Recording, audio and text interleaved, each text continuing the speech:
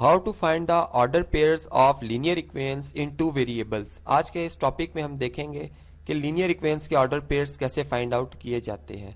तो स्टार्ट करते हैं जी। यहाँ पर मैं एक लाइन ड्रा करता हूँ।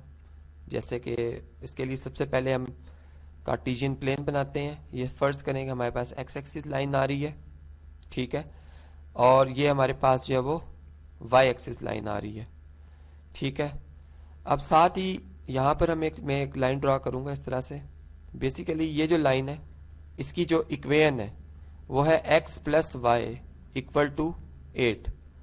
अब ये जो आपको इक्वेशन नज़र आ रही है बेसिकली इसकी एक ख़ास प्रॉपर्टी है, और वो प्रॉपर्टी ये है कि इस लाइन के ऊपर आने वाले जितने भी ऑर्डर पेयर्स हैं, जितने भी ऑर्डर पेयर्स आएंगे, पॉइंट्स आएंगे, वो इस कंडीशन को सेटिस्फाई करेंगे कि उन ऑर्डर पेयर्स के एलिमेंट्स यानी फर्स्ट एलिमेंट और सेकंड एलिमेंट का सम 8 होगा।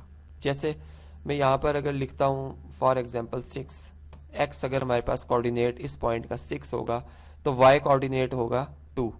इसी तरह इस पॉइंट पे अगर x कोऑर्डिनेट फर्ज करें 8 है तो y कोऑर्डिनेट 0 होगा, ठीक है।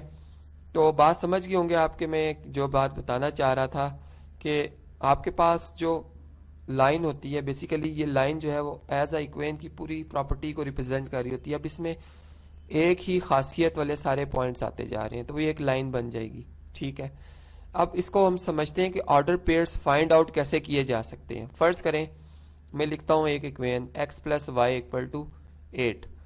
अब देखिए प्रैक्टिकली भी इसका एक यानी हमारे पास इसकी एप्लीकेशन मौजूद है। जैसे x जो है वो रिप्रेजेंट कर रहा है अली को, अली की सैलरी को, और y रिप्रेजेंट कर रहा है बिलाल की सैलरी को, ठीक है।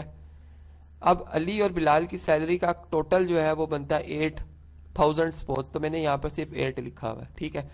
यानी इसका मतलब ये हुआ कि अली अगर फर्ज करें 2000 कमाएगा तो बिलाल ने कितने कमाए होंगे, तो 8000 बनेंगे 6, ठीक है। तो इस तरह से इनका जो सम बनता है वो 8 बन जाता है। और ऑर्डर पेयर जब आएगा उसमें अली की अमाउंट कितनी रखी थी जी, हमने 2 रखी थी, और बिलाल की जो अमाउंट है वो 6 रखी है। यानी लीनियर इक्वेशन जो होती है ना बेसिकली अगर 2 वेरिएबल आ रहे हैं तो वो समझ लो दो बंदों की यानी दो आपस में जो इंडिविजुअल्स हैं उनके आपस में रिलेशन का नाम है, उनकी रिलेशन। यानी इधर मैंने इनकम की, उनके इनकम की एक रिलेशन बना दिया है, ठीक है। इसी तरह से आप किसी भी हवाले से बात कर सकते हैं यहाँ पर। इसी तरह आप ये देखें जी x plus Y equal to इसी तरह 8 आ रहा है।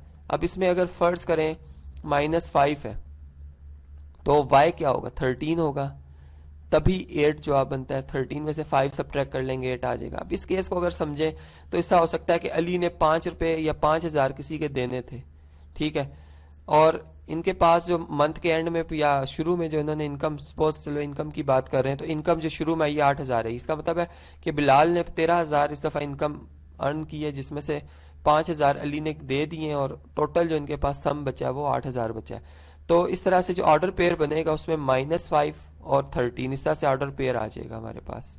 यानी ऑर्डर पेयर की आपने देखा कैसे बनाते हैं हम इसको। ऑर्डर पेयर का ये एक तरीका है हमारे पास। एक और भी हमारे पास तरीका होता है। नहीं फर्ज करें कि हमारे पास यहाँ पर चलिए जी मैं ओरिजिन भी शो कर देता हूँ। फर्ज करें हमारे पास इक्वेशन जो है वो कुछ इस तरह की है कि उसमें लिखा हुआ है 2x plus 3y equal to 7, ठीक है। अब अगर हमारे पास ऐसी इक्वेशन आ जाए और हमें ऑर्डर पेयर्स फाइंड आउट करने हो तो अब इसमें ज़रा कैलकुलेशन करना मुश्किल है। यानी x की वैल्यू क्या रखी जाए, y की क्या, कि 7 जवाब है। तो इसका एक आसान तरीका होता है कि आप किसी एक वेरिएबल को जो आसानी से सेपरेट हो सकता हो उसको आप सेपरेट कर लें। जैसे अगर हम देखते हैं तो x को अगर सेपरेट करना चाह रहे हैं तो 2x इधर ही रहने देंगे, 3y को शिफ्ट कर देंगे इक्वालिटी की दूसरी साइड पे, तो ये 7 - 3y आ जाएगा, ठीक है। और इसके बाद जो है x का जो कोफिशिएंट है वो 2 है, इससे आप बोथ साइड पे डिवाइड कर देंगे, तो इस तरह से 2 से कैंसिल आउट हो जाएगा और x सेपरेट हो जाएगा। अब x की जो वैल्यू है वो 7 - 3y डिवाइडेड बाय 2 आ रही है। अब देखें इसमें जो हमारे पास ऑर्डर पेयर आएगा बेसिकली ऑर्डर पेयर की जो तरतीब है इसमें हम y की वैल्यू जो है वो पहले लिखेंगे, x की वैल्यू बाद में मिलेगी हमें। यानी y जो है इसमें वो इंडिपेंडेंट वेरिएबल है, इसको मैं इंडिपेंडेंट IV लिख रहा हूँ, इंडिपेंडेंट वेरिएबल। जबकि x जो है वो इसमें अब डिपेंड कर रहा है, यानी जब तक आप y की वैल्यू नहीं लिखेंगे x की वैल्यू नहीं आ सकती, ठीक है। तो अब जब आप इसमें सपोज x और y की वैल्यू निकालेंगे तो तरतीब जो ऑर्डर पेयर की होगी वो ये होगी कि आप y वेरिएबल को पहले लिखेंगे और x वेरिएबल को बाद में। और इसका जब ग्राफ बनेगा, यानी ऑर्डर पेयर में आपने देखा y पहले आ रहा है x बाद में, यानी इंडिपेंडेंट वेरिएबल जो है वो y और डिपेंडेंट वेरिएबल जो है वो x है। तो इस केस में अब आप जब इसका ग्राफ बनाएंगे तो हॉरिजॉन्टल एक्सिस पे आपने y एक्सिस को रख देना है, ठीक है, यानी y एक्सिस इधर आ जाएगा, जबकि वर्टिकल एक्सिस पे आपके पास जो है वो x एक्सिस आ जाएगा, ठीक है। तो इस तरह से फिर आप इसका जो ग्राफ है वो प्लॉट कर देंगे। तो आज के आपने इस टॉपिक में देखा कि ऑर्डर पेयर्स जो है वो कैसे फाइंड आउट किए जाते हैं और क्या कंसेप्ट है एक लाइन का ऑर्डर पेयर के साथ।